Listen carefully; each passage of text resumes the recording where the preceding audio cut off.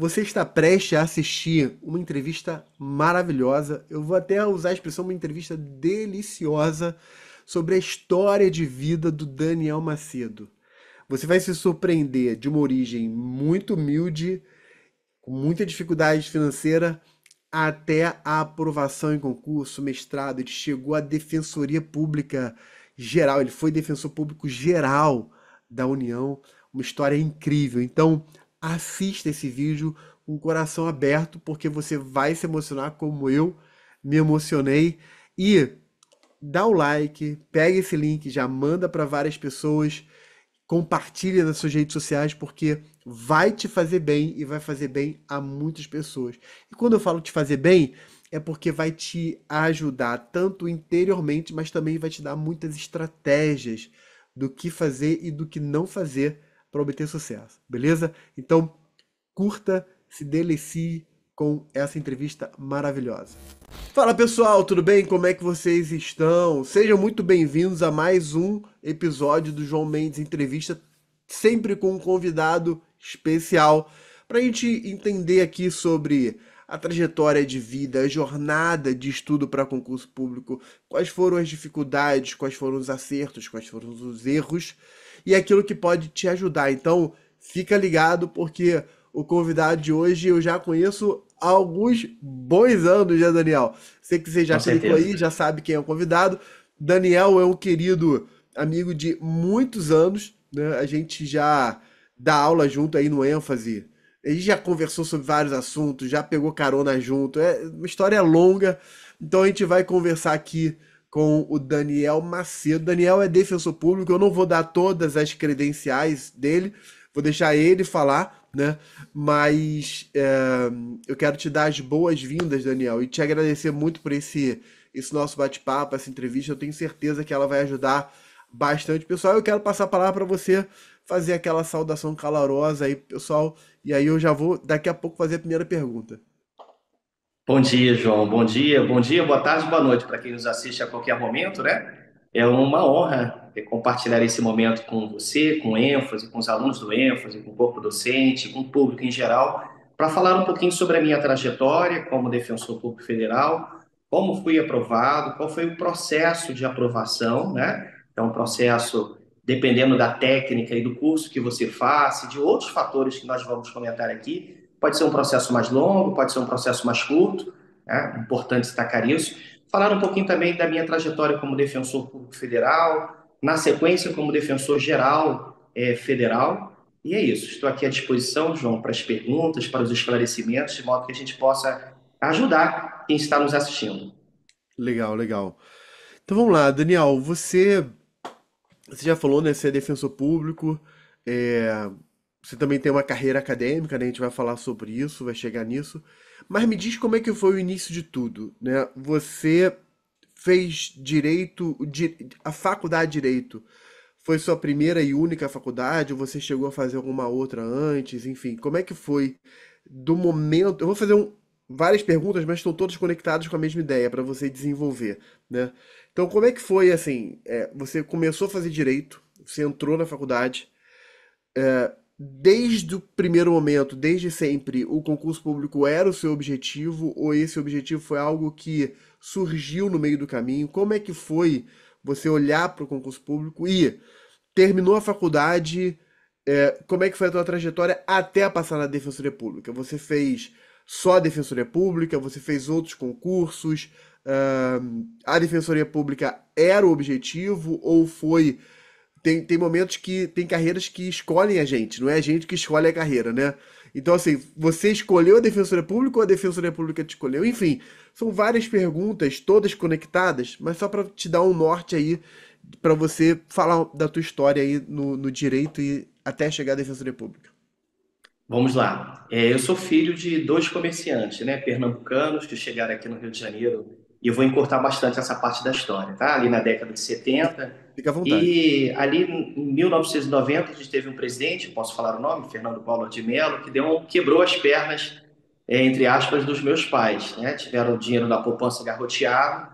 E aí eu não tive nesse caos a oportunidade de fazer cursos preparatórios, pré-vestibulares, como a gente chamava na época, um bom pré-vestibular para passar para uma universidade de excelência. Aqui eu coloco o UERJ, o FRJ, no Rio de Janeiro, tá? E eu fiz uma universidade que chamava de Grana Firme, chamada Gama Filho. E para eu bancar essa universidade, eu tinha que fazer feira de madrugada. É uma feirinha chamada Feirinha de Itaipava. Então a feira começava à meia-noite e terminava às 6 da manhã, 3 vezes por semana, 2 vezes por semana, e nos outros 3 dias eu era estagiário da Caixa Econômica Federal. Então, basicamente, era uma mensalidade de R$ 189, esse número é marcante para mim, e eu tinha que, entre estágio e feira, bancar essa universidade. Para eu me manter na universidade com um bom desconto, eu teria que ter um CR muito alto, acima de 9. Então, esse foi o que foi imposto para a minha vida e eu sempre tirava notas. CR 9, acima de 9, significa que eu tinha que tirar ou todas as notas 9 ou para cima, ou toda vez que eu tirasse um 7, eu tinha que tirar um 8, eu tinha que tirar um 10. Então, na média, eu tinha que ficar com CR 9 de qualquer jeito, né? Quando era muito franzino, muito magrinho, então ninguém queria me contratar como estagiário nos escritórios de advocacia.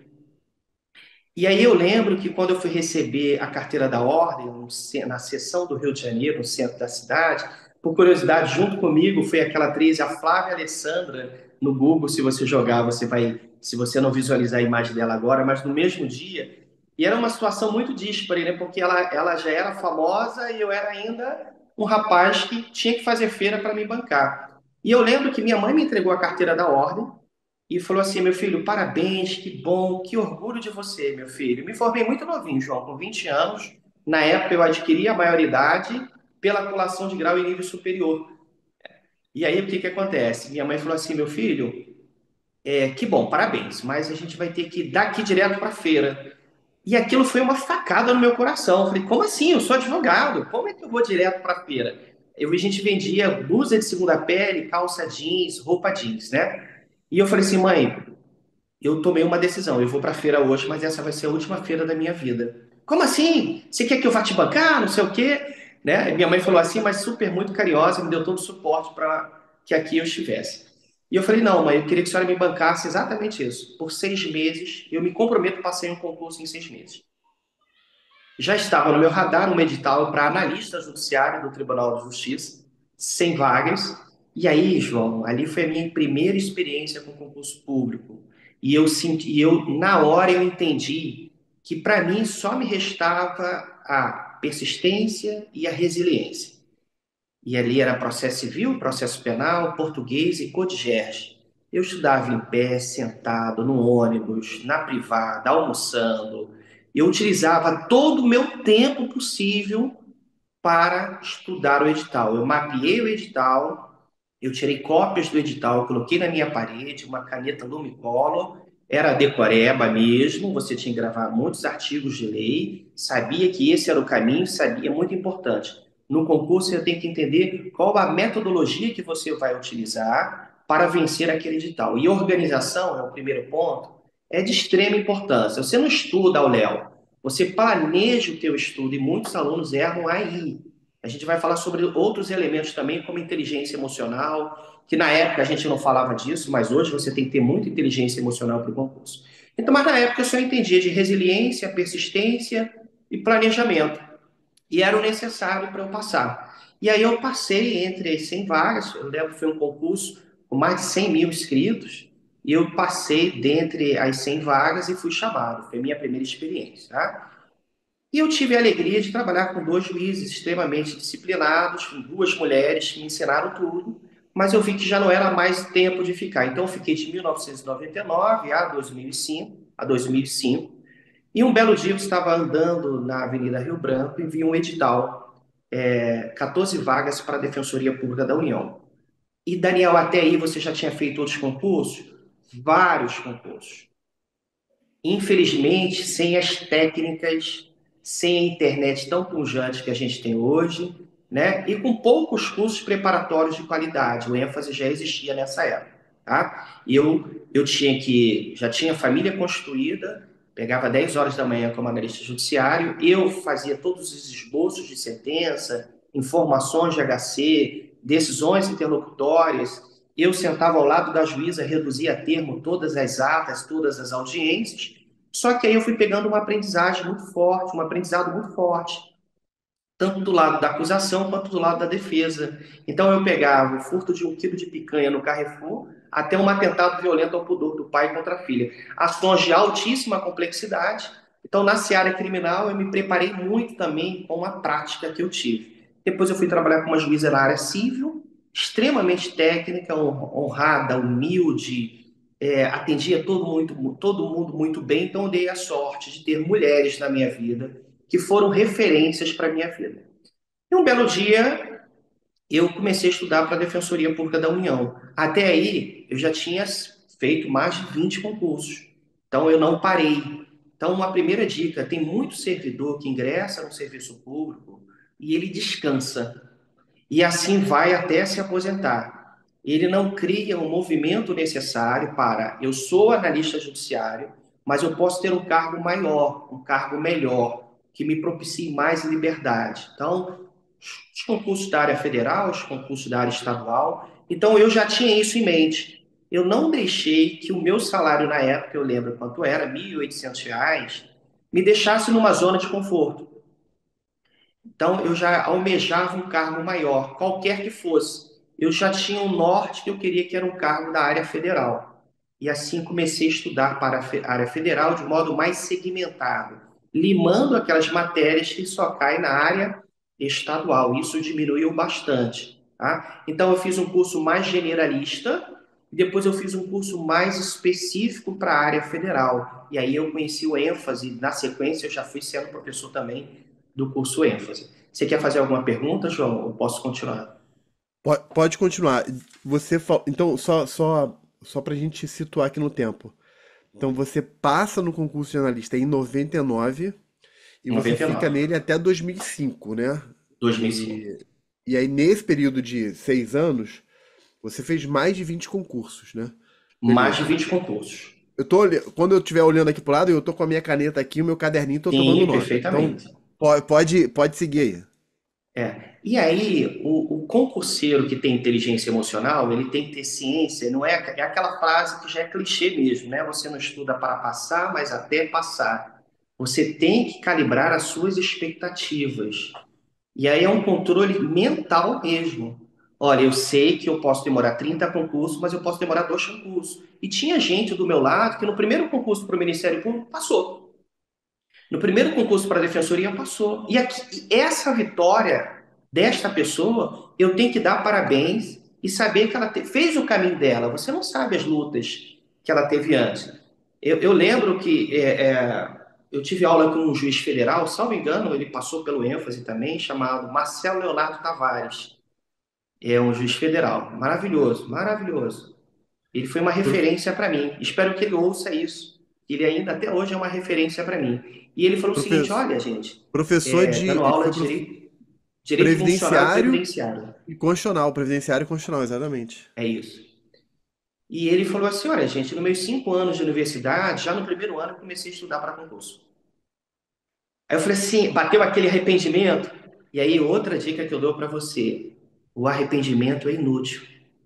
Se arrepender só te traz problema para o coração. Arrependimento, no máximo, ele pode ser um retrovisor, mas você não pode perder de vista o para-brisa, olhando para frente. O retrovisor é só para direcionar você para onde você tem que ir, tá? Então, o arrependimento ele não pode te machucar. Então, eu pensei, caramba, ele estudou durante 5 anos, fez a universidade, já estudando para o concurso.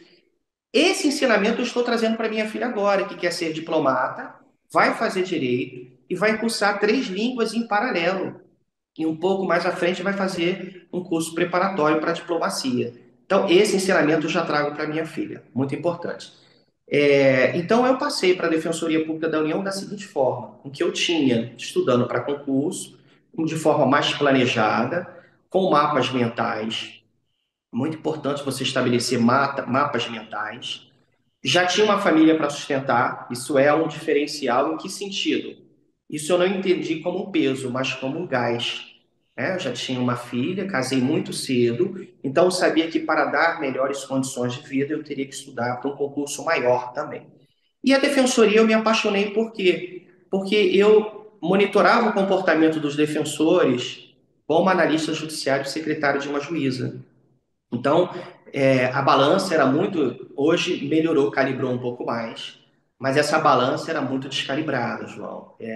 Vamos lembrar que na seara criminal eu tenho um hipervulnerabilizado, algemado, na frente do Estado acusação, do Estado defesa e do Estado juiz, né? Por ele só tem a defensoria pública. Entre ele e a liberdade, entre ele e a diminuição da pena, entre ele e a aplicação da pena justa, tem um defensor público, altamente gabaritado, que passa para um dos concursos mais difíceis, não perde nada para a magistratura nem para o Ministério Público Federal. Vamos lembrar aí que para a Defensoria Pública da União hoje, e aqui é um ponto de crítica, um exagero, nós temos pelo menos 22 matérias para você alcançar esse cargo. Tá? Então, são muitas matérias e não adianta você se hiperespecializar em todas. Primeiro, que você não vai conseguir. Segundo, que você vai deixar de dar atenção às outras matérias, né? Então, ali eu comecei a observar o comportamento da defensoria e o nível de essencialidade da vida dessas pessoas. Tanto a essencialidade do direito que se busca salvaguardar, tá? Então, por exemplo, é uma tutela de saúde. Se você não ajuizar aquela demanda de saúde para aquele paciente oncológico que há 4 meses aguarda para uma cirurgia, uma primeira consulta oncológica, simplesmente ele deixa de existir. Então, os defensores, eles lutam também por direitos existenciais. Então, isso me fez apaixonar pela defensoria. E eu falei assim, eu quero ser isso. O meu sentimento já era de servir a sociedade, servir o indivíduo. É importante. Não servir apenas coletivamente, mas principalmente servir individualmente aquela pessoa. E aí eu comecei, me inscrevi no concurso para a Defensoria Pública, lembro até hoje, folha dirigida, 14 vagas, o cargo era Defensor Público da União, hoje o nome é Defensor Público Federal, mas na época era Defensor Público da União, isso criava uma confusão, porque passava a ideia que o Defensor Público da União, ele defendia a União, quando na verdade é a Advocacia Geral da União. Então esse nome foi alterado, mas na época 14 vagas, 14.070 inscritos, eu tenho, são números marcantes, né? E eu falei assim, e aí é muito a tua postura, sabe, João? Eu falei assim, imediatamente. Você sabe o tubarão, quando ele se aproxima da presa, os olhinhos dele sobem, de tão focado que ele tá? E eu falei, uma vaga é minha. Então eu já comecei a mudar, a minha mentalidade já começou a ser estabelecida com uma mentalidade vencedor. Não se entre em um concurso com uma mentalidade derrotista. Porque se você não oxigenar a sua mente, não acreditar em você mesmo, dificilmente as coisas vão começar a dar certo. A despeito das dificuldades, né? E aí eu tenho uma trajetória de dificuldade porque eu levava as sentenças, os processos para fazer os esboços de sentença para uma juíza que durante 20 anos foi professora de português, então não podia errar nem vírgula nem ponto, muito menos a questão técnica. Então, no outro, de madrugada, eu parava 1 hora da manhã e continuava a estudar até 5 da manhã. As minhas condições foram essas. E eu não posso olhar por lado porque tem alguém naquela oportunidade morando no Leblon, com os pais pagando e ele tem o dia inteiro para estudar. As condições, as minhas eram aquelas e eu tive que aceitar as minhas condições e falar: olha, a partir daqui eu tenho que vencer. Então a minha carga horária era pequena e uma outra dica. Tá? Você, por vezes, só tem 3 horas para estudar por dia e tem gente que tem 9. Mas se você estudar de forma muito concentrada, e eu tinha essa capacidade, sabe, João? Eu morava na época em Anchieta. Na nossa cultura de música funk, cada casa ao do meu lado ou na frente tocava uma música, um funk bem alto. Eu tinha a capacidade de me desligar dessas músicas e focar no meu estudo. É como se estivesse somente eu naquela casa. Então, minha determinação chegava ao ponto de desligar o mundo exterior e focar. Então, uma dica: se você só tem 3 horas para estudar, 4 horas para estudar, tem mais valia do que aquela pessoa que tem 9 horas para estudar, dispersa, sem planejamento, sem foco, sem inteligência emocional. Tá?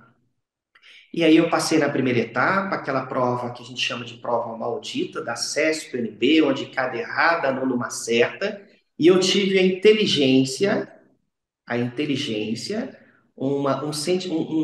eu adotei um sistema de autocontenção. O que acontece? Quando você faz aquela prova da CESP-NB, você fica tentado a marcar aquilo que você sabe.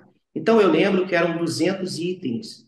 E eu deixei 130 itens em branco, João. 130 itens em branco. Eu fui para essa prova com o seguinte pensamento: eu só vou marcar aquilo que eu tenho absoluta certeza que está certo, pelo menos na minha visão.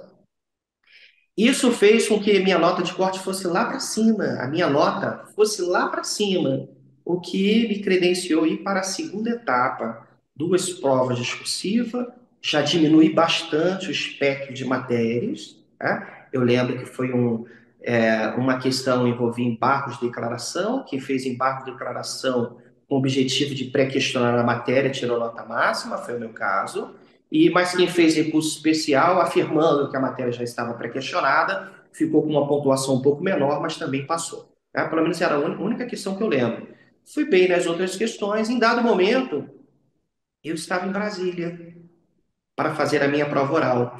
Eu lembro que todos que começavam com a letra D foram colocados na mesma sala, mas tinha um defeito no concurso, né? Porque no corredor, o mesmo corredor que levava a sala para você ser inquirido lá na prova oral, era o mesmo que você tinha que retornar. Então, eu via pessoas retornando com um olhar, um semblante triste, outras mais apreensivas, e eu pensei, é melhor eu não olhar. Cada um tem a sua realidade, né? E aí eu fui fazer a minha prova oral e cometi uma gafe no último examinador, que era uma jovem baixinha, né, ali pelos seus 1,50 m, e eu estava menor do que os outros examinadores, eu acabei saindo e ela falou assim, olha, tá faltando a minha pergunta, o senhor pode voltar? E aí eu retornei e respondi a pergunta dessa examinadora, porque eu não identifiquei ela como examinadora, mas tudo bem. Em dado momento, João, fui aprovado, fui o 17º colocado, e aí eu pensei, são 14 vagas, eu sou o 17º colocado, como é que vai ficar essa situação? E aí foram 2 anos de luta para ser chamado. Então, eu ainda fiquei como analista judiciário até 2006, tá? Então, foi de 1999 a 2006, o concurso foi em 2004, e eu fiquei 2 anos aguardando para ser chamado. E como é que eu fui convocado? Torcendo pelas aposentadorias, torcendo para pedidos de exoneração ou aprovação em outro concurso dos integrantes que lá estavam. E assim eu fui chamado. O então, na época, presidente Lula também criou 189 cargos na vigência desse concurso e praticamente todos foram chamados. Pô, espetacular, Daniel, assim, muito bom. Aliás, eu fui anotando várias pérolas que você foi soltando aqui no caminho, né? Como não se entra em concurso com mentalidade derrotista, foi uma frase que você falou. Outra que você falou É, assim, eu tenho de olhar para as minhas condições e aceitá-las e focar nos estudos, né? Muito bom. Questão da inteligência emocional e a trajetória como um todo eu achei muito bom de verdade. Deixa eu te fazer uma pergunta. É,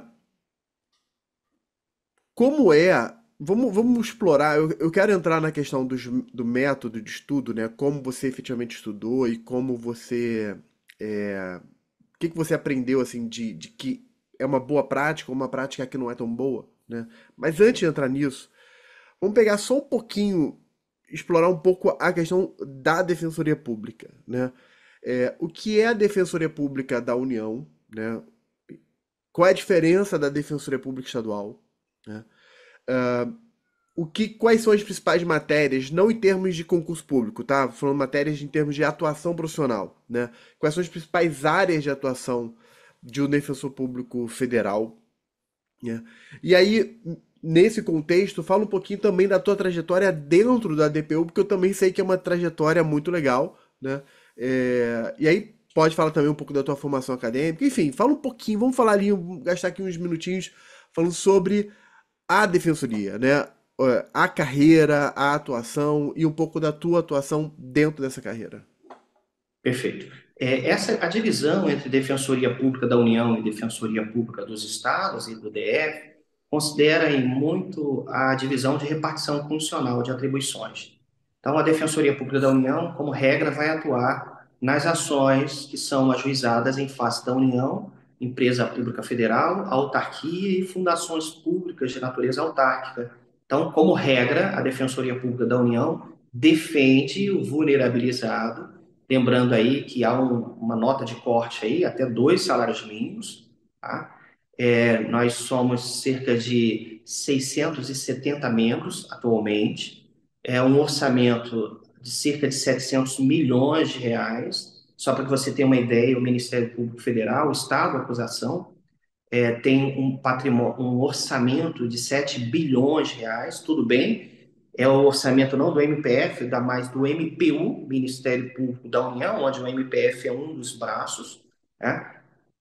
E a Defensoria Pública da União, ela tem, com o passar do tempo, a reboque também das defensorias estaduais, passamos por um processo de constitucionalização no que tange à paridade de armas. O Ministério do Estado da Acusação ele foi fortalecido desde muito cedo e as defensorias ficaram para trás. E o constituinte derivado começou a observar um trabalho, e aí trabalho acadêmico, trabalho de pressão, trabalho de lobby no Congresso Nacional, resultantes das massas sociais que também começaram a chegar nos deputados e senadores, eles começaram a perceber que havia um distanciamento muito grande, um desnivelamento muito grande. Era necessário dar maior paridade de armas para essas instituições. Então, com o passar do tempo, as defensorias dos estados, em primeiro lugar, e na sequência a Defensoria da União, buscaram essa paridade de armas. Então, passamos a ter autonomia orçamentária, autonomia financeira, autonomia administrativa. Para que vocês tenham uma ideia, a Defensoria Pública era um puxadinho do Ministério da Justiça. Então, se a gente quisesse adquirir ar-condicionado para alguma unidade, a gente tinha que ter nota de empenho, autorização do MJ para obter aquele ar-condicionado. Então, isso engessava. E outra, uma questão importante, uma defensoria que não é autônoma em relação ao executivo, ela fica com interesses colidentes, como praticamente todas as ações são ajuizadas em face do poder público, há uma incompatibilidade muito grande ela se manter vinculada a esse mesmo poder público. Então, hoje, nós temos, o que nos diferencia, João, basicamente do estado da acusação? É a legitimidade para a ação de improbidade administrativa, embora corrente minoritária da doutrina sustenta que a gente tem essa legitimidade. Isso não nasceu para a gente, tá? Para mim, na minha visão. O controle externo do Ministério da Polícia também não tem nenhuma compatibilidade com a Defensoria Pública. E a legitimidade para ajuizar a DIN e a DC. Eu posso estar esquecendo de mais alguma coisa, tá? Mas basicamente é o que nos diferencia do Estado da acusação. O que diferencia a Defensoria Pública da União da Defensoria do Estado? A atribuição da Defensoria Pública do Estado ela é remanescente. Então, a DPU ajuiza as ações em face da União, empresa pública federal, entidade autárquica. Então, eu tenho um militar das Forças Armadas que se encaixa na questão financeira, até 2 salários mínimos. É alguém que precisa de um tratamento, um medicamento da rede federal, né? Ou uma demanda que está sendo ajuizada em solidariedade dos 3 entes, vai para a Justiça Federal. Mas a Defensoria Pública da União também exerce um papel muito importante, que ela é a grande promotora de direitos humanos no país. Nós atingimos grupos hipervulnerabilizados. Aí eu digo, a quebradeira de coco, os caiçaras, os indígenas, pessoas com doenças raras, pessoas com doenças crônicas, né? Comunidades quilombolas, esses são verdadeiramente invisibilizados. E se não for a defensoria pública por essas pessoas, simplesmente essas pessoas desaparecem por vários motivos, por questões de saúde, por lobby de empreiteiras, por lobby do próprio Estado. O Estado tem a sua máquina repressora, a sua máquina destruidora invisível. E se não for a mão forte de uma instituição estruturada, essas pessoas simplesmente deixam de desaparecer. Essas pessoas simplesmente desaparecem. Então, a Defensoria Pública, ela também funciona como uma instituição promotora de direitos humanos no Brasil, na fase, inclusive, pré-judicial, através de pressão para o desenho de políticas públicas específicas para aquela comunidade, fazendo um interfaceamento entre a sociedade e o Congresso Nacional para a elaboração de projetos de lei. Então, é uma instituição linda. Eu sou suspeito, mas a Defensoria Pública da União é uma das mais belas instituições do país. O Defensor Público Geral Federal tem atuação privativa perante o Supremo Tribunal Federal. Retirando isso, ele é um gestor da instituição, é um administrador da instituição. Então, esses são os papéis. As defensorias dos estados, né, nas demandas em face do estado, em face dos municípios, como regra, em face de um particular, já pouco atuamos nessa seara. Então, basicamente, essas são as diferenças. Eu, quando ingressei na defensoria, eu atuei na seara criminal de 2006 a 2010, e aí eu tive uma conversa com um grande amigo, que é você, que foi uma inspiração para mim para fazer um mestrado na Universidade de Coimbra. Então, você foi minha grande inspiração, motivação, você me deu toda a direção para eu estar na universidade, a quem eu tenho a minha gratidão. Fui para Coimbra com esposa, sogra, filhos. Cheguei no aeroporto, passei um tempo em um hotel, depois fui para uma casa e fiz a Universidade de Coimbra, o mestrado. Lembrando, eu particularmente entendo ser incompatível a área acadêmica. Se você quer fazer o mestrado, então faça só o mestrado. E faço mestrado não só para ter um título, faço mestrado para ter um objetivo. Eu quero mestrado porque eu já sou servidor público e preciso de ganhar uma pontuação com essa qualificação. Eu quero mestrado porque eu vou ministrar aulas, mas não só por ter. Gente, hoje, um ativo para mim, que é um dos mais importantes da vida, tão importante quanto o amor, chama-se tempo. As pessoas desperdiçam o seu tempo. Sobretudo os mais jovens, porque na nossa época, João, você como eu lembra que para a gente ter uma internet, era internet de escada, a gente clicava, fazia aquele barulhinho, a gente ia tomar banho, retornava e a internet a tela ainda estava abrindo, né? Hoje a gente vive numa sociedade massa hiperconectada. Então, uma outra dica aí para os concurseiros: existe um mal do século chamado distração. A gente vive num mundo de distrações que são ladrões de tempo. Redes sociais, televisão, tudo isso, se você não tiver um controle sobre isso, colocar numa caixinha e buscar o seu objetivo, você vai ser engolido pelas redes sociais, pelas distrações de tempo. Toda hora eu estou inserindo alguma dica, tá, João? Tentando contextualizá-lo. Eu não tinha isso na época, eu tinha outras distrações, mas eu tomava cuidado e sabia que era uma distração do meu tempo. Né? Rapidinho, eu ouvi um videozinho onde um psicólogo falava assim: olha, eu não esqueço dessa frase até hoje, tá, João? Ele falava assim: olha, com muita sorte e algum dinheiro, a gente vive 8 décadas. Tirando as 2 décadas dos extremos, a primeira década você nem sabe que existe. E a última década você arrasta o corpo cansado, sobram apenas 6 décadas. João, é muito pouco. É É muito pouco. muito pouco. Então, se você não der importância àquilo que realmente importa, sabe? Aquilo que é essencial, né? E aí eu tenho os meus valores, sabe, João? Eu entendo como essencial Jesus, o amor, servir o próximo, sabe? Família.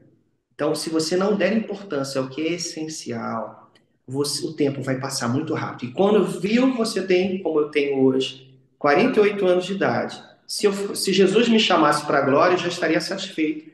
Porque, assim, uma das maiores honrarias de ser defensor público da União é a quantidade de pessoas que eu transformei. Seja um transformador na vida das pessoas. Basicamente, essas são as distinções. E depois que eu retornei de Coimbra, eu tive a honra e a alegria de assumir um ofício de tutela coletiva. E aí, uma das grandes atuações das defensorias é a tutela coletiva. Lembrando que até 1997, quando não tínhamos uma legitimidade expressa, nós, para ajuizarmos uma ação civil pública, a gente falava o seguinte: olha, a União tem legitimidade para ajuizar a ação civil pública? Tudo bem. Então eu estou ajuizando porque eu sou órgão da União. E assim a gente ajuizava. E aí tinha aquela crença de que não, tá lá a defensoria querendo ser um novo Ministério Público, ajuizando a ação civil pública.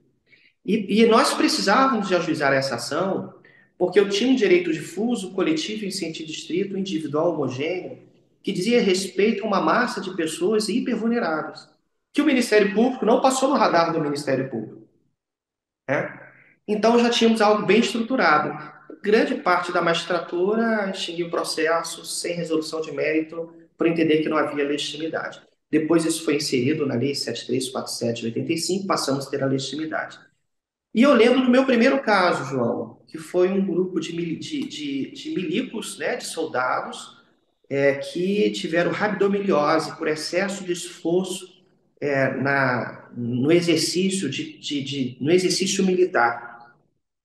Todos eles foram internados no hospital militar, Marcílio Dias, 130 jovens, e eu vi aquela matéria no Fantástico, eu liguei para um amigo meu que era defensor, eu quero visitar esse hospital. E daí uma dica importante, ousadia. Você tem que ser ousado. E eu fui lá, lembro que eu conversei com o general lá, e eu falei assim, olha, eu quero visitar, eu quero conversar com pelo menos 4 ou 5 militares para saber o que aconteceu. E eu lembro que nenhum deles respondeu as minhas perguntas. E eu pedi o general para sair da sala, porque eu queria uma entrevista reservada, né? E conversei com cada um deles, eles tinham medo de falar, porque se falasse alguma coisa, a cabeça ia ser cortada de alguma maneira. É assim que funciona o sistema.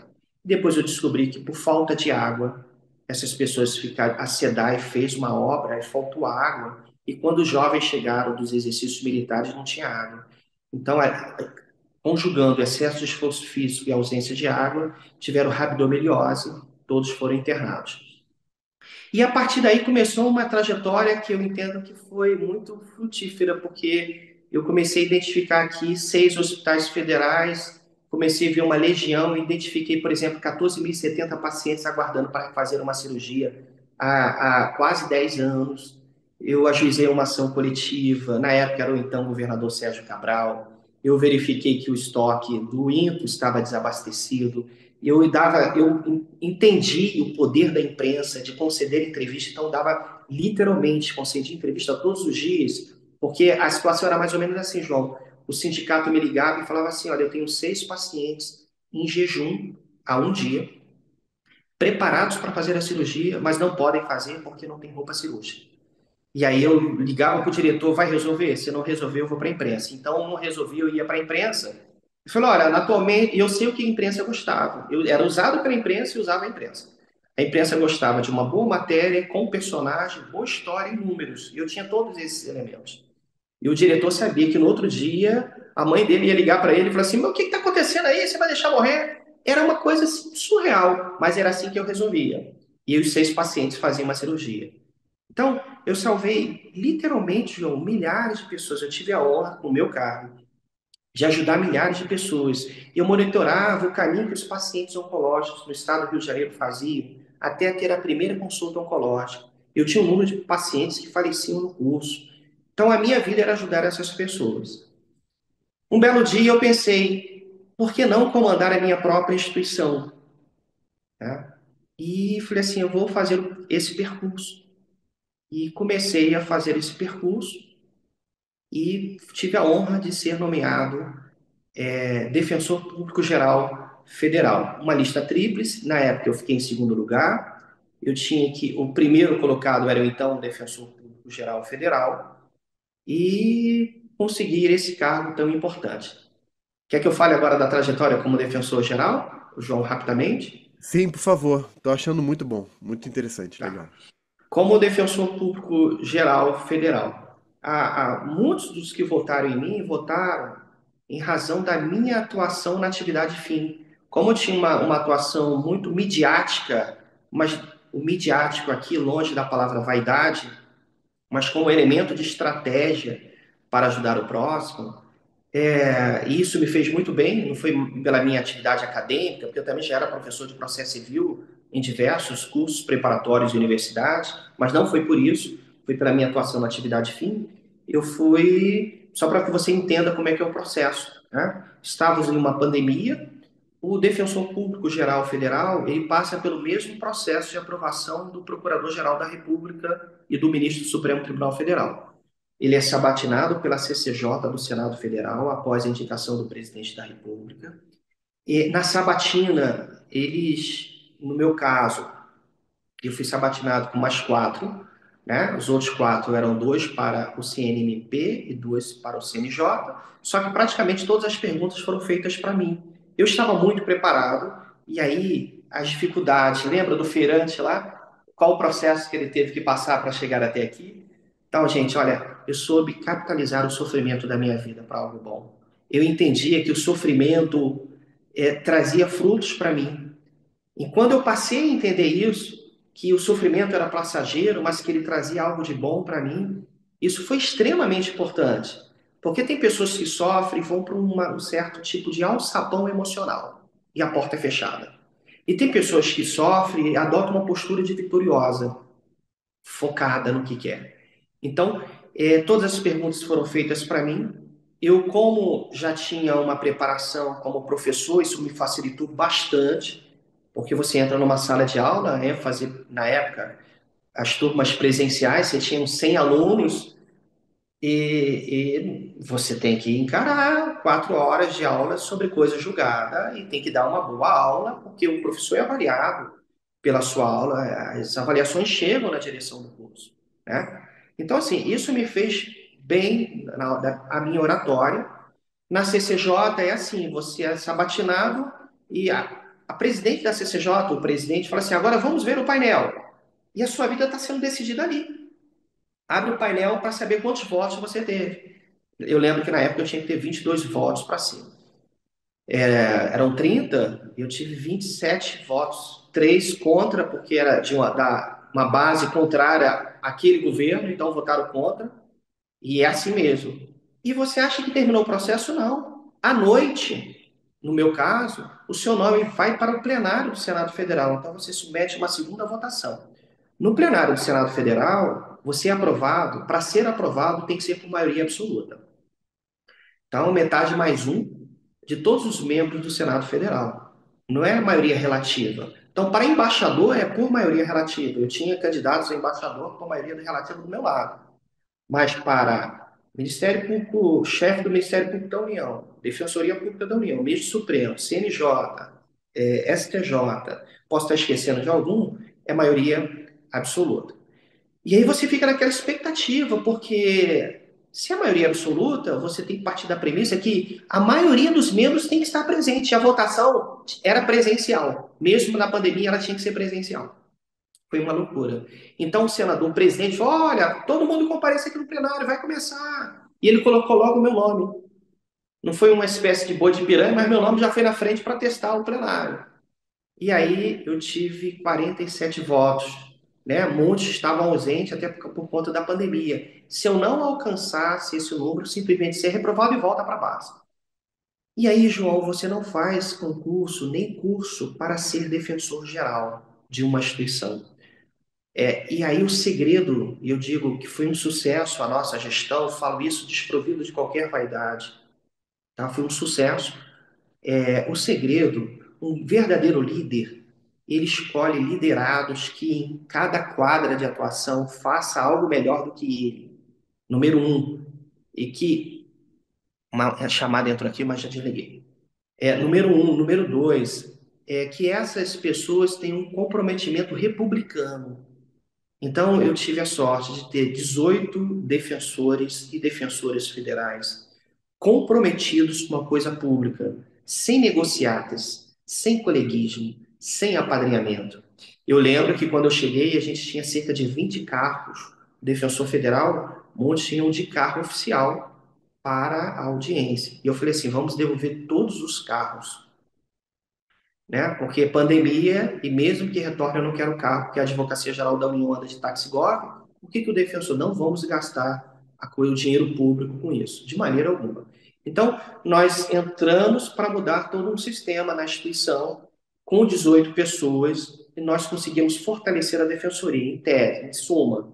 Né? Nós criamos câmaras de coordenação, não havia uma coordenação por área na instituição, aprovamos 6 projetos de lei, eu sempre era chamado pelo presidente da República para os eventos, sempre me encontrava com o presidente da República para os eventos. Fortalecemos a instituição, chamamos aprovados de um concurso, lembrando que era pandemia, o prazo estava o prazo estava suspenso, nós esticamos mais ainda o prazo de validade do concurso, chamamos, quer dizer, eu dei aula para esse concurso, depois eu era o defensor geral chamando, convocando esses jovens que não seriam chamados, tá? E eu pensei, não, nós geramos uma expectativa nesses jovens, estudaram tanto, e a instituição precisa de defensores.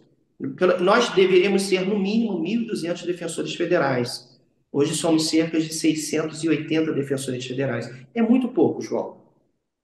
Né? Então, fizemos uma administração rente aos princípios republicanos e a carreira me deu a oportunidade de buscar a minha recondução. Eu fui o defensor-geral federal mais votado da história da defensoria, tive 75% dos votos de uma carreira, figurei em primeiro lugar, mas, infelizmente, meu nome foi indicado pelo presidente naquela oportunidade, teve uma virada na presidência e o atual presidente determinou que se retirasse o meu nome já do Senado Federal. Naquela oportunidade, tive a possibilidade de impetrar o mandado de segurança, porque o meu nome já estava indicado por um presidente legítimo, ainda no cargo, mas entendi que não era o meu momento, o ciclo tinha fechado naquela oportunidade. Entendi respeitar a decisão do presidente da República e não trazer o Poder Judiciário para essa discussão. Né? Isso foi muito importante. Mas ainda assim eu sofri muito, João, porque eu fiquei 8 meses nessa indefinição, buscando o parlamentar para que pressionasse o então presidente da República para que eu fosse o escolhido. O segundo colocado foi chamado pelo presidente e foi a primeira reprovação da história da Defensoria no Senado Federal. Ele foi reprovado, e digo isso infelizmente, tá? Não torcia pela derrota dele. E o terceiro colocado foi chamado, e agora a instituição está um novo defensor-geral federal. O ciclo encerrou para mim. Retornei para as minhas aulas, e aí respondendo uma pergunta, sou mestre de Direito pela Universidade de Coimbra, né? Professor de Direito Processual Civil há 21 anos, professor de Direito da Saúde há pelo menos 16 anos, leciono em diversas universidades e cursos preparatórios. Essa é uma grande paixão que eu tenho, que é transmitir o meu conhecimento. É um conhecimento teórico, prático, né? E essa foi a minha trajetória, encurtando bastante com a história, porque eu não queria falar muito dos feitos que foram realizados como defensor geral. Excelente, excelente. Quer dizer, você, você passou assim, de forma muito clara, muito didática e objetiva, pelas principais diferenças entre a Defensoria Pública Federal e estadual, né? E aí falando muito da atuação da Defensoria Pública Federal e da tua atuação. E eu me lembro, na época, né, de ir acompanhando, às vezes vendo entrevista sua na televisão, né, falando sobre uma ação civil pública, sobre leito de hospital, sobre, né, enfim, questão de medicamento, uma atuação muito combativa, no bom sentido da palavra, né, mas muito combativa não no aspecto político ideológico, mas no Sim, aspecto mesmo de que existem pessoas reais, né? Não é um número, né? Não é uma massa disforme, mas são pessoas que têm nome, têm endereço, têm família, têm parente, né? E aí você ali lutando por aquelas pessoas. Então, assim, Defensoria Pública é uma vocação, né? É quase é que um uma vocação. sacerdócio, né? Quase um sacerdócio leigo, né? Não no sentido religioso da palavra, mas é uma vocação, né? E aí fica esse convite, né, para quem está assistindo nesse momento, o pessoal olhar assim, caramba, eu quero fazer diferença efetiva na vida das pessoas. A Defensoria Pública é um canal maravilhoso para isso, maravilhoso para isso. Muito bom. O que acontece, João, quando o defensor comprometido acorda pela manhã, ele sabe que pessoas dependem dele, inclusive sobre a sua própria vida e saúde. E se ele nada fizer, alguém vai morrer. E aqui não tem nada de sensacionalismo, não, tá? É literalmente porque os processos eletrônicos chegam para a gente. E a gente visualiza a realidade dessas pessoas. São pessoas que precisam de um tratamento oncológico, de um benefício previdenciário, é um salário que foi atrasado, é um benefício que está atrasado, que não chegou. São ações que são ajuizadas e nós defendemos essas pessoas. Ações de improbidade administrativa que são às vezes injustas, ajuizadas em face daquele assistido que nós defendemos. Então, assim, é extremamente, você tem que ser realmente vocacionado. Alguns ingressam sem vocação e a vocação surge durante. É importante destacar isso. Tá? Ah, eu não sei se eu sou vocacionado. não arruma problema para você. Para de fazer pergunta. Ingressa na instituição e a vocação certamente vai te encontrar, se aquele cargo for para você. Se não for para você, estude para outro concurso, tá? Uhum. Estuda para a Procuradoria do Estado, Procuradoria do Município, que também tem o seu valor, obviamente, né? Estuda para o Ministério Público, mas na Defensoria você, exatamente isso. Não, você tem um rosto, um CPF, às vezes é indocumentado, tá? Esse realmente é invisibilizado. Precisa apenas de um documento, que é um start para a cidadania, né? Então, a instituição, ela concretiza o valor da cidadania para milhares de pessoas, né? Como é que é dividida a carreira, João? Importante destacar isso para você que quer ser defensor público. Boa. Defensoria Pública, defensor público de segunda categoria atua na primeira instância, defensor público primeira categoria atua nos tribunais regionais federais e nas turmas recursais, e o defensor público de categoria especial que atua nos tribunais de superposição. Tá?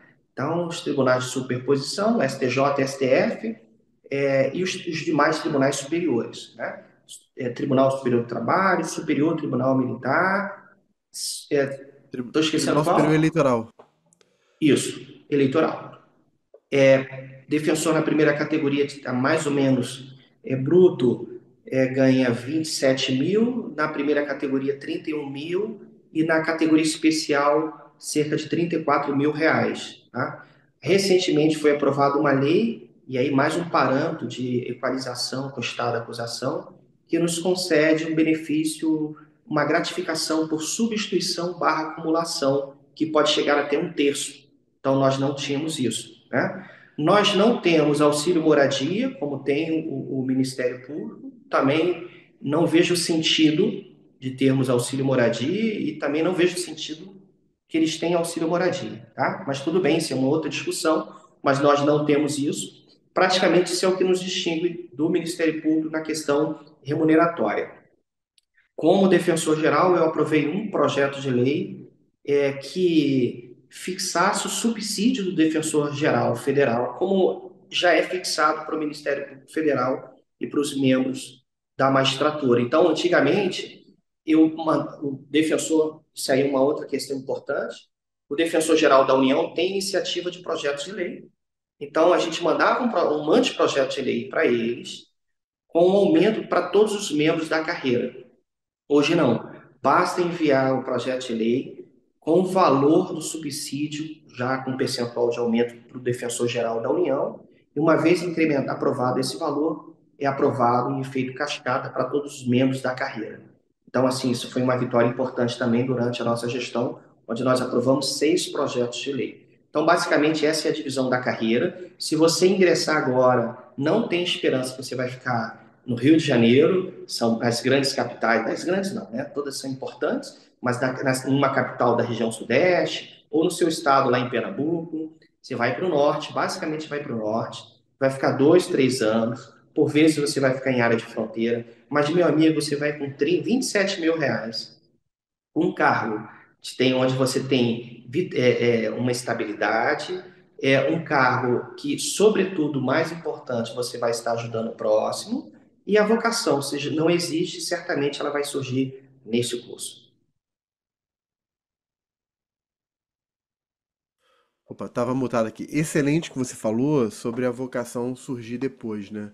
A pessoa não sofrer por antecipação. Vai, faz, entra. E porque a gente vê, né, Daniel? Você já viu isso, né? Gente que sonha com magistratura, por exemplo, passa e percebe que não era o sonho. Que era um sonho, mas que não era a vocação efetiva. E aí a pessoa termina saindo da magistratura para o Ministério Público ou para a Defensoria Pública. Então, assim, essa, entre aspas, dança das cadeiras, ela pode acontecer e é normal entre todas as carreiras, né? Então, é muito importante você ter colocado isso. E até o aspecto financeiro que você trouxe, né, das categorias e das faixas de recebimento, é importante para mostrar a valorização da carreira, né? Porque, de forma geral, o estudante, né, a pessoa está na faculdade ou saiu da faculdade, e para o grande público em geral, termina ficando um pouco mais visibilizado, né, para usar uma expressão que você usou, né, fica muito mais na vitrine, mais estrutura, né, um pouco depois Ministério Público. Estou falando para grande massa das pessoas, né? Mas você tem carreiras que têm uma remuneração próxima ou igual, né? Às vezes com diferenças muito pequenas e que são muito legais também. A pessoa pode descobrir uma vocação muito grande aí. Muito bom, cara, muito bom. É, e aí vamos falar agora brevemente sobre método de estudo, né? Você passou no concurso em 2005, que você me falou, né? Então, de lá para cá, naturalmente, você comentou isso, né? Tem, tem realidades hoje que não são realidades daquela época, como internet, a profusão de cursos preparatórios, né? Tem muito mais material hoje disponível do que naquela época. Tanto material online quanto material de livro, né? Tem muito mais outros novos autores, novos livros, enfim. Então, existe uma realidade que é um pouco diferente. Mas existem certos princípios fundamentais no que diz respeito à preparação para concurso público que são atemporais, que a pessoa pode, que você certamente vivenciou naquela época e que você vivencia hoje como professor, porque você continua preparando, então você continua dentro da realidade de concurso público. Então me diz aí, o que que você considera como sendo aspectos fundamentais de uma boa preparação para o concurso público? O que que, na tua experiência, não foi bom, né? Assim, olha, eu fiz isso aqui, essa prática que não foi, pelo menos para você, não foi tão recomendada, ou não foi tão efetiva. Porque eu sei que cada um tem uma realidade diferente, né? Então, não existe uma única fórmula, né? Não tem uma fórmula mágica, mas existem certos parâmetros, certos princípios de uma boa preparação ou de uma preparação ruim, né? Queria que você falasse um pouquinho sobre isso. Tá. Eu vou tentar dividir a minha fala em dois tópicos, tá? Um tópico sobre preparação mesmo de estudo, tá? E um tópico sobre extra-estudo, que é tão importante quanto o primeiro, tá? Então, primeira coisa, se você tem um relacionamento, olha por onde eu vou começar, tá? Se você tem um namorado, uma namorada, um noivo, uma noiva, ou é casado, a primeira coisa que eu faria é chamar o teu parceiro e ter uma conversa muito aberta, muito clara com ele sobre o teu propósito de estudar para concurso. Porque quem está do seu lado vai renunciar junto com você. E talvez quem está do seu lado não te potencialize, ao contrário, te puxe para trás. Então você tem que chegar e falar assim: olha, eu quero fazer esse concurso. O caminho é esse. Eu vou deixar de sair alguns finais de semana. Eu vou deixar cortar um pouco do nosso lazer. Sobre o aspecto financeiro, eu vou precisar trabalhar menos e com isso eu vou ter que diminuir custos. Então, a primeira coisa que eu faria é ter uma conversa muito assertiva sobre aonde eu quero chegar e se quem está ao meu lado está preparado para fazer esse trajeto comigo. Porque se não tiver, João, é melhor a pessoa não estar do seu lado. Eu estou sendo bem estoico aqui, tá? É melhor não estar do seu lado. Porque, então, pelo menos, não me atrapalha. Eu não estou querendo ser grosseiro, mas não me atrapalha nesse trajeto, porque quando melhorar, vai melhorar para o todo, para mim e para você. Então, a primeira coisa. Tá? Segundo ponto, que é de extrema importância, as pessoas vão escanteando isso. Você tem que buscar uma boa alimentação dentro do possível, um bom ambiente de estudo dentro do possível.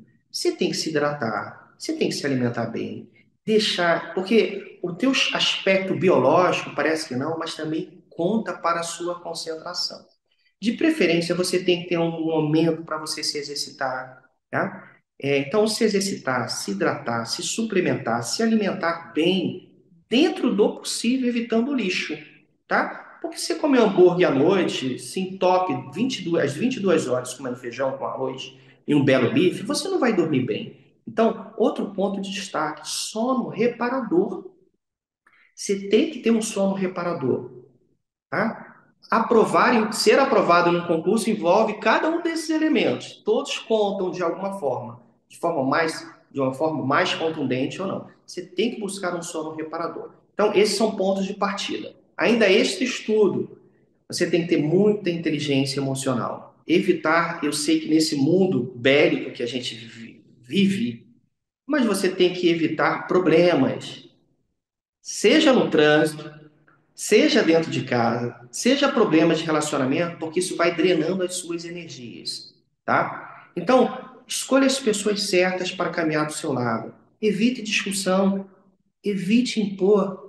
a sua posição no teu ambiente de trabalho. Se a outra pessoa acha que está certa, deixa ela se manter achando que está certa.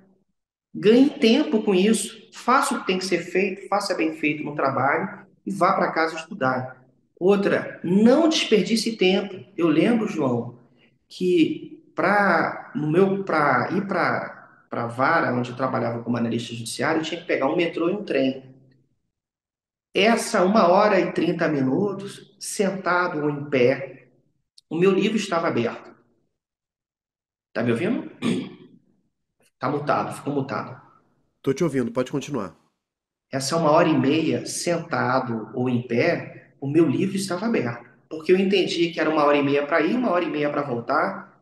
Então eu não podia perder 3 horas da minha vida parado olhando para as pessoas em pé no trem e no metrô. Então, cuidado para não desperdiçar algo muito importante na sua vida que chama-se tempo, tá? Agora, indo agora para o aspecto do estudo. Cuidado com o curso que você escolhe. E aqui eu não estou, eu estou falando sobre fatos, tá, João? Como professor do curso ênfase, e eu vou falar um diferencial, certamente as pessoas vão ouvir isso, tá? Mas um grande diferencial do ênfase, e o João não me pediu para fazer essa propaganda, tá bom?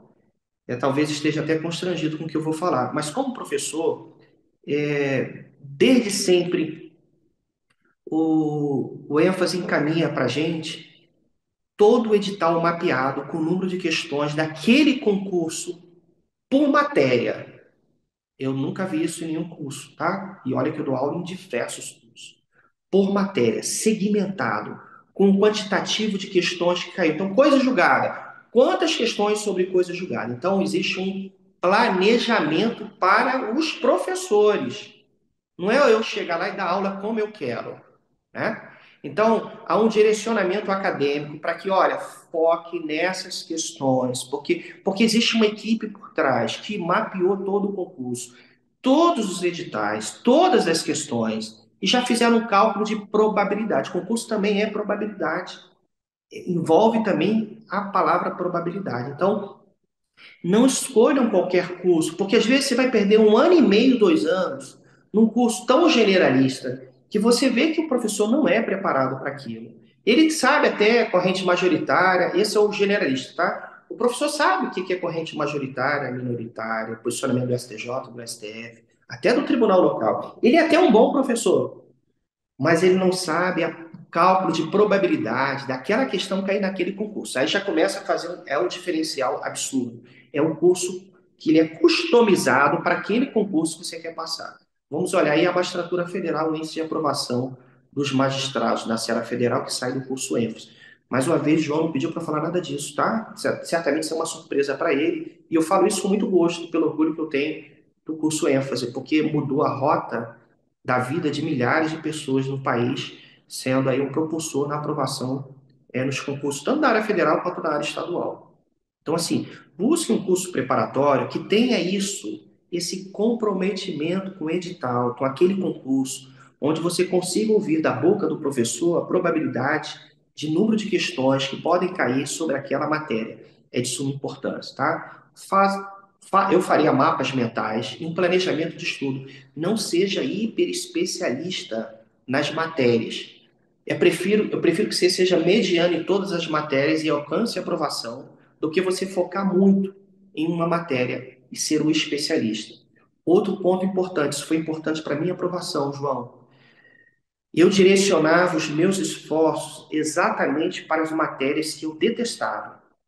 E as pessoas, às vezes, costumam colocar embaixo do tapete, em uma hora a areia vai aparecer na sala, aquelas matérias que você não gosta. Eu vou te dar um exemplo de uma matéria que eu não gosto, mas eu tive que, não aprendi a gostar, mas eu tive que entender a matéria para ser aprovado. Chama-se direito empresarial, tá? Na época, direito empresarial eu detesto. Quando eu falava cártula, eu tinha uma azia, né? Mas eu entendi que eu tinha que estudar aquela matéria, gostando ou não. Então, não tem essa coisa de gostar ou não gostar.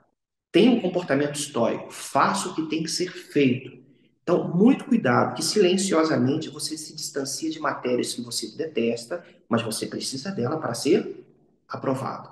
Então, basicamente, eu adotaria esses comportamentos escolheria um curso já bem direcionado. Eu posso até fazer um curso mais generalista, mas em dado momento, para você ser aprovado, você vai ter que fazer um curso específico para aquele concurso que você almeja ser aprovado. Excelente. E o que você considera como sendo uma prática ruim ou não tão boa, não tão efetiva? Olha, em primeiro lugar, indisciplina, né? Se você a indisciplina é incompatível com o concurseiro. Então, você tem que pensar o seguinte: se você for entrar nessa, hoje os concursos são muito profissionalizados, tá?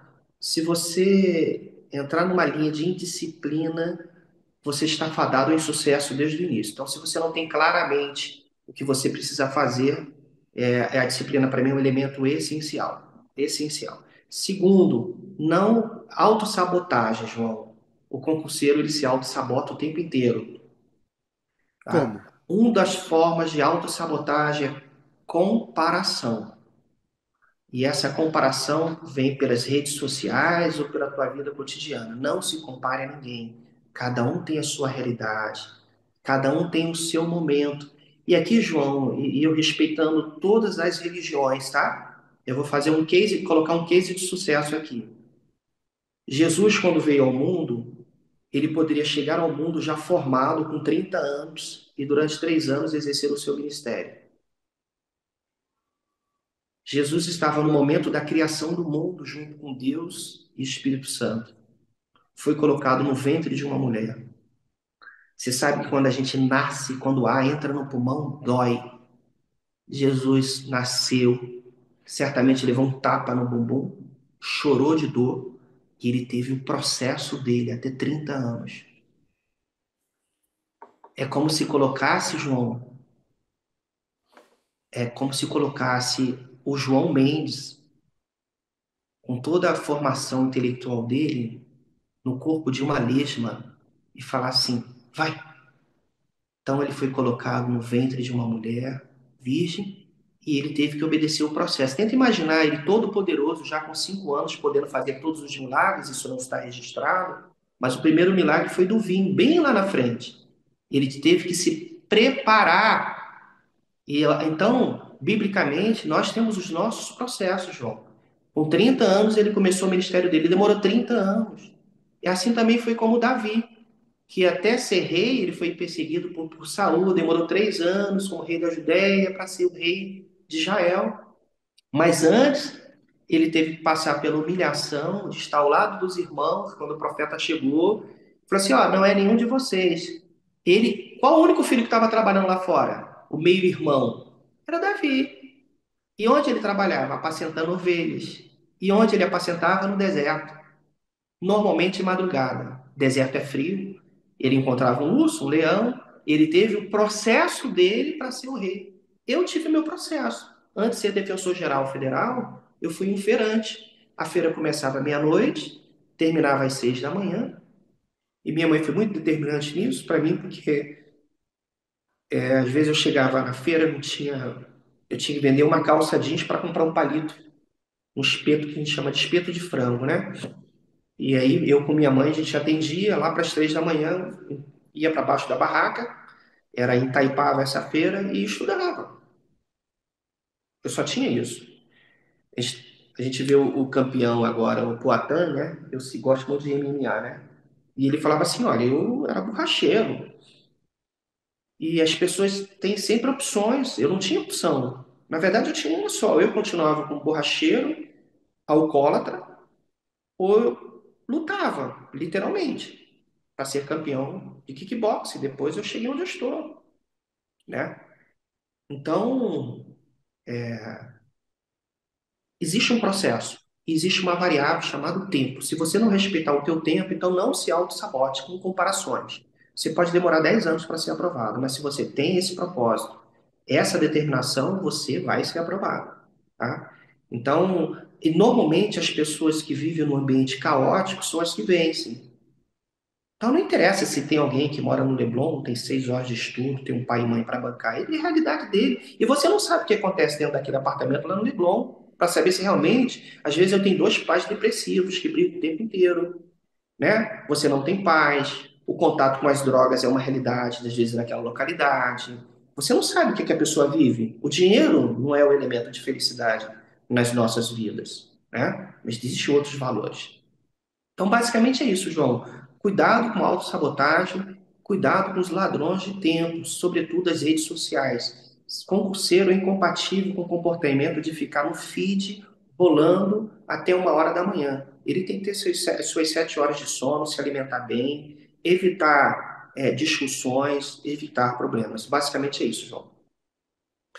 Daniel, primeiro, assim, cara, obrigado pelo coração rasgado aqui, coração aberto aqui. A gente se emociona junto, né? De verdade. Eu também sei o que é passar por essas dificuldades, né? Quando a gente era criança. Você falou que seus pais são pernambucanos, né? Você nasceu no Rio. No Rio, Rio de Então, Janeiro.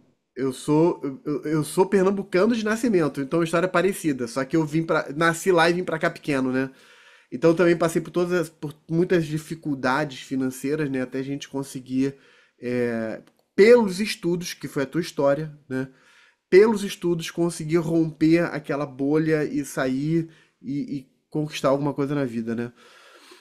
No que diz respeito, aos métodos, eu achei muito interessante, Daniel, que você começou. O primeiro ponto que você colocou foi a questão dos relacionamentos, né? De você pegar as pessoas do seu entorno e fazer um grande acordo, né? Porque vai ser fundamental, porque o sacrifício individual vai de alguma forma impactar nas pessoas no entorno, porque vai diminuir o tempo disponível, porque vai exigir uma maior contenção financeira, se for o caso, enfim. Você depois falou da saúde física, que também é muito negligenciado, né? Você falou da questão da quantidade de sono, da alimentação.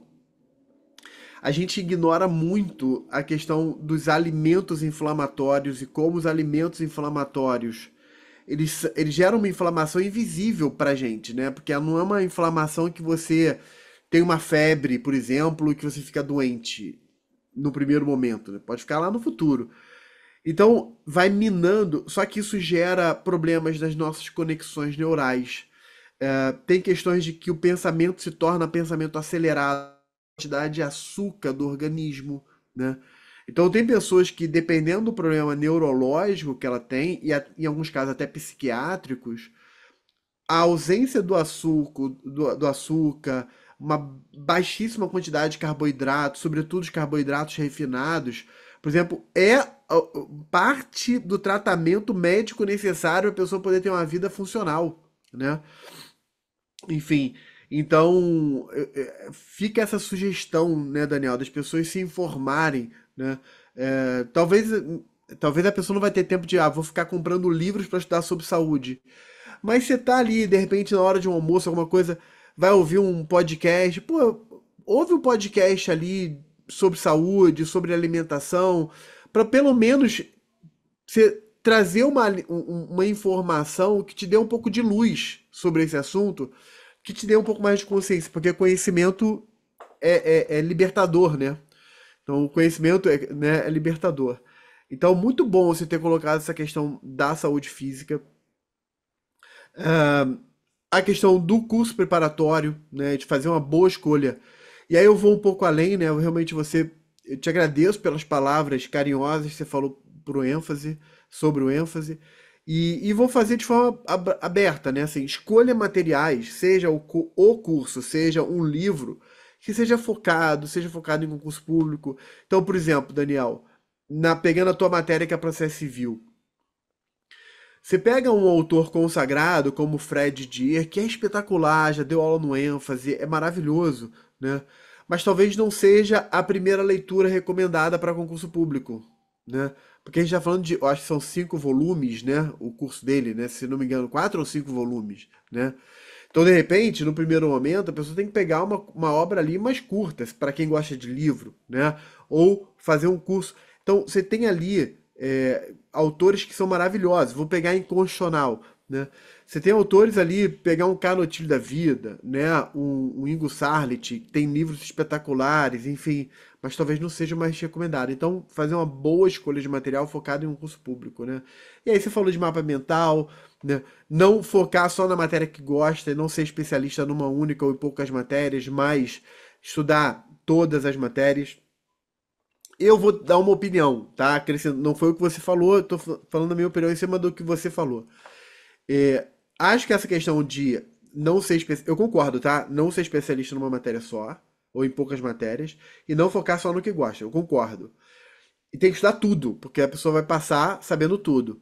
Só que esse tudo, ele pode ser dosado, né? A gente no ênfase, por exemplo, recomenda, olha, começa com aquelas 8 matérias, que são as matérias que têm maior quantidade de questões. Constitucional, administrativo, Isso. civil, penal, processo penal, tributário e empresarial. Dependendo do concurso, né, procuradoria, por exemplo, não cai penal ou processo penal, ou cai muito pouco, né? Enfim, então tem que adaptar. Foca nisso, depois você vai acrescentando, mas no final de 2 anos de estudo, 3 anos de estudo, a pessoa ela vai ter que ter uma base boa em todas as matérias. Não adianta chegar, depois de 2, 3 anos, chegar com uma base muito boa em 3, 4 matérias e ruim em outras, né? Enfim, então, muito bom, Daniel. Conselhos muito práticos. Eu adorei o que você falou sobre tanto de autodisciplina e de autossabotagem, né? É, e aí, quando eu olho tudo que você falou, eu tô olhando pro lado porque são as anotações que eu fiz em cima do que você falou. Quando eu olho para tudo que você falou, cara, eu diria o seguinte, cara, inteligência emocional. Você usou essa expressão várias vezes. E eu vou acrescentar uma outra, que deriva da inteligência emocional, que é a inteligência comportamental, né? Que é você saber ter os comportamentos certos, né? Isso envolve disciplina, envolve com quem você se relaciona, ou seja, envolve. E a questão da saúde física tá dentro tanto do emocional quanto do comportamental. Então, gente, inteligência emocional, inteligência comportamental, né? Já é lugar comum usar aquela figura do machado, né? Você tem 8 horas para cortar uma árvore. Eu vou gastar 6 horas afiando o machado e 2 para cortar. Porque quando você tá com o Isso, machado perfeito. afiado, quando você tá com o machado afiado, você corta a árvore mais rápido, né? Então não Perfeito. adianta sair estudando ao léu, como você usou essa expressão. Eu adorei, né? Enfim. Cara, achei fantástico tudo que você falou, né? Assim, parabéns pela trajetória, né? Diferente a defensor público geral, né? Diferente, olha que isso é forte, né? Diferente a defensor público federal, né? E eu vou te fazer a gente está caminhando pro final e eu vou te fazer um desafio, que é um desafio que eu faço para todo mundo que vem aqui e sempre no final, que é o seguinte, Daniel. A pessoa terminou de assistir essa entrevista. Aliás, você que terminou de assistir, tá assistindo a entrevista, dá aquele like, compartilha esse link. Eu tenho certeza absoluta que tudo que foi falado aqui foi muito bom e impactante para você. Então pega esse link e compartilha para várias pessoas. Vamos expandir, divulgar essa boa mensagem que o Daniel trouxe pra gente. Mas aí, Daniel, a pessoa chegou até aqui, ela vai terminar de assistir essa entrevista, vai pegar o livro dela, vai abrir o curso dela, vai abrir o caderno, enfim. Ela vai abrir o material dela.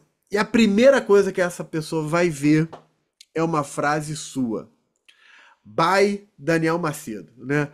Que frase seria essa para a pessoa ter ali no caderno dela, ter no quadro, ter no computador, no post-it, uma frase sua? Qual seria essa frase?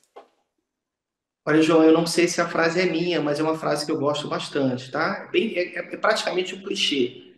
Mas diz o seguinte: para você chegar onde nunca chegou, você vai ter que fazer coisas que você nunca fez, né? É extremo, você tem que adotar um comportamento totalmente diferente para alcançar o seu objetivo. Então, vai ter que aumentar sua carga horária de estudo, se alimentar melhor, redirecionar. Primeiro, você vai ter que fazer um mapeamento interno das suas debilidades, dos seus talentos, e aí você vai ter que começar a fazer coisas que você nunca fez para alcançar os seus objetivos. Tá bom? A frase não é minha, mas é uma frase que eu gosto muito e serve para tudo na nossa vida. Para você É, chegar onde nunca chegou, você vai ter que fazer coisas que você nunca fez. adorei essa frase, já anotei aqui. E é uma outra frase que também já é meio lugar comum, mas que eu também gosto muito, tanto quanto essa, eu adoro essa frase também. É assim, é burrice ou ignorância a pessoa achar que fazendo a mesma coisa Exato. ela vai obter resultados diferentes. Exatamente. É a mesma lógica, né? Então, assim, se você tá fazendo uma coisa e os resultados não estão vindo, você vai ter que fazer uma coisa diferente para poder gerar resultados diferentes, né? Muito bom, muito bom. Cara, mais uma vez, brigadão. Parabéns pela trajetória, parabéns pelo período na Defensoria Pública Geral, né? É, tenho certeza que você impactou, né, tanto os feitos internos, né, as leis que foram aprovadas, quanto também o impacto na sociedade, as vidas que foram salvas, né? E eu vou já me despedir da galera que está assistindo e vou deixar para você, cara, a mensagem final, pra você falar, olhar aí diretamente nos olhos da galera e dar aquela mensagem final, algo que vá do teu coração para o coração das pessoas. Olha, primeiro agradecer pela oportunidade, né, que o ênfase me deu para passar um pouquinho da minha trajetória, das minhas experiências, como ele disse, diferente da defensor geral federal. Dizer para vocês que adotem a postura de vencedor em tudo que fizer, tá? Na sua fala, cuidado com o que você fala, é importante. O que você fala é projetado no mundo, isso ecoa no universo, tá? Então, o que tem que sair da sua boca são boas falas, falas otimistas, não derrotistas. Porque se você adota um comportamento de derrotado, já na partida, dificilmente você vai ser aprovado no concurso.